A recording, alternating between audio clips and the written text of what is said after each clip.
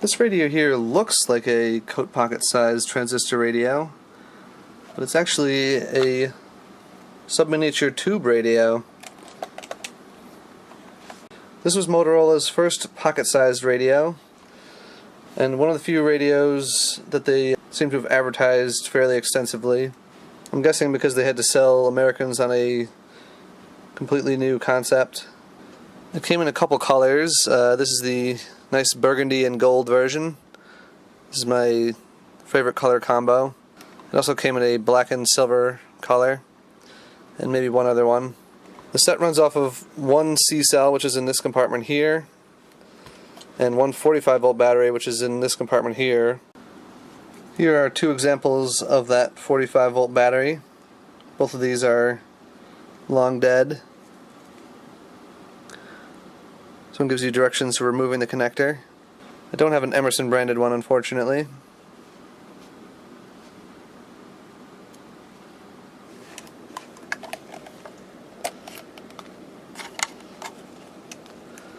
So there's the connector. It says Emerson 747 replaced with Emerson 45-volt B battery number EM86 or equal. I'm going to have to use these 5 9-volt batteries to demonstrate the radio.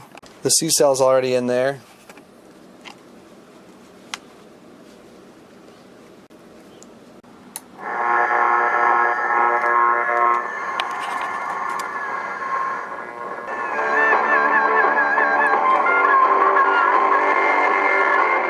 It doesn't play very loud before it starts distorting.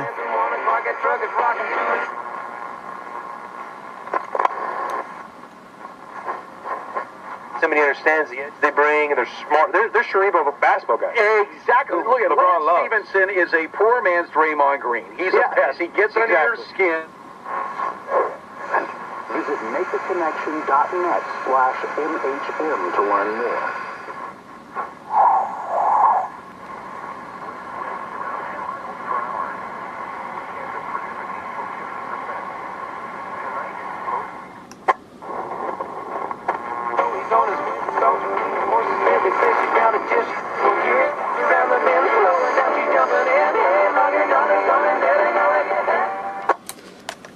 As you heard, this radio sounds pretty tinny, even more so than the typical transistor radio, and that's because the output tube just doesn't put out much power.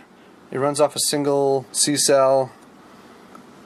It puts out just a couple milliwatts, so it can reproduce treble well, but it can't reproduce bass. You have to be careful with the battery compartments on this set.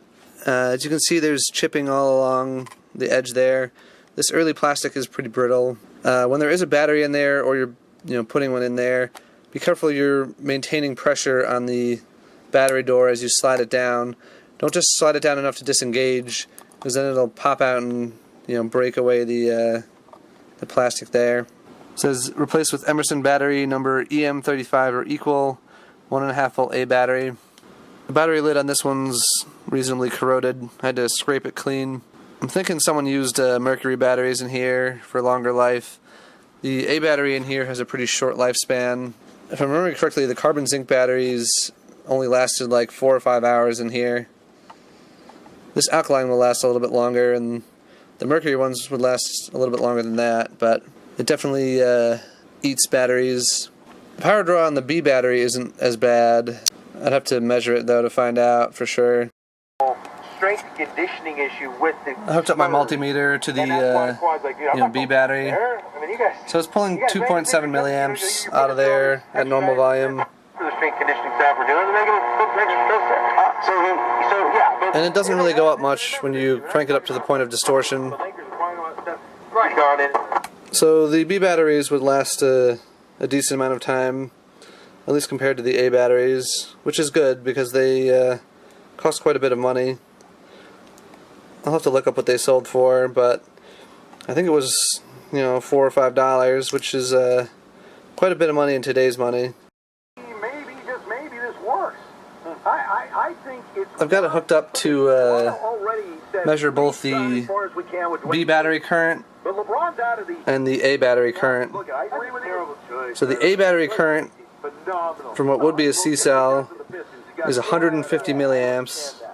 That's quite a lot. This little C cell here wouldn't last very long. especially the older carbon zinc ones. If I'm remembering right, they were supposed to last around 4 hours. The B battery draw is much more reasonable. The B battery would last longer. It's not making great contact. Maybe bounces go our way. Maybe we beat Philadelphia. Maybe Joel Embiid gets injured. Cranking the volume up doesn't really affect the A battery draw much. It does slightly boost the B battery draw, but not much over minimum volume. And on this set, the power switch interrupts both the A and the B supply. Well, thanks for watching.